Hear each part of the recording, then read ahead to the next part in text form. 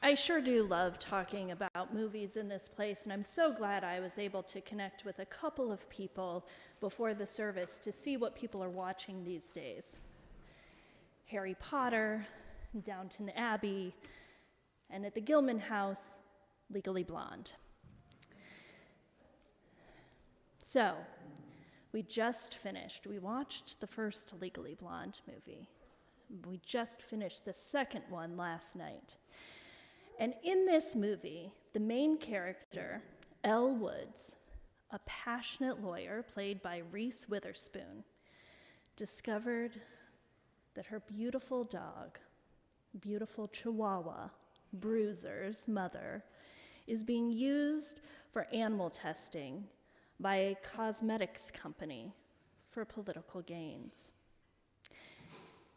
In one memorable scene, she's sitting around this table of Washington, D.C. elites. And they questioned her, and they said, "Do you want to do what's right, or do you want to follow the law?" Now, this question echoes a tension that exists not just in politics, but in our daily lives. Do we live according to the letter of the law, or do we strive to do what is right? Well, Jesus confronted this same tension, especially when dealing with those who focused on legalism over the deeper intention of God's commands to love God and one another. When we turn to Scripture, we often see this tension between law and relationship, and one good example is found in the story of creation in Genesis 2. Here we see God forming all of creation and recognizing it is not good for the man to be alone. Or perhaps today, if we want to get rid of such binary language, we could say it is not good for the person to be alone. And as the animals were brought to the person names each one, but no helper is found. So God forms a woman from the rib, or maybe a more accurate translation would be the side of Adam, and responds with deep recognition. This, at last, is bone of my bones and flesh of my flesh. This moment signifies not just the creation of another person, but the formation of mutual partnership. The traditional reading of this passage has often emphasized hierarchy. The man is created first, and the woman is created second. The notion of the helper as subordinate. But we are fans of the Reverend Dr. Will Gaffney in this place, and we'll be reading more of her womanist midrash in Advent. But to get us started, I thought I might go back to see how she might interpret this scripture. And in her expansive readings, she offers us a different lens. She points out that the Hebrew term for helper, or ezer, is not about subordination, but again, about mutual support. In fact, ezer is used elsewhere in Scripture to describe God's own help to humanity. The woman is not created as a secondary being, but as an equal partner, a reflection of the mutuality intended for human relationships from the very beginning. And this reframing aligns perfectly with Jesus' teaching on relationships. When the Pharisees question him about divorce in Mark 10, their focus is on legality. Is it lawful for a man to divorce his wife? But Jesus goes beyond the law, calling them and us back to the deeper purpose of relationships.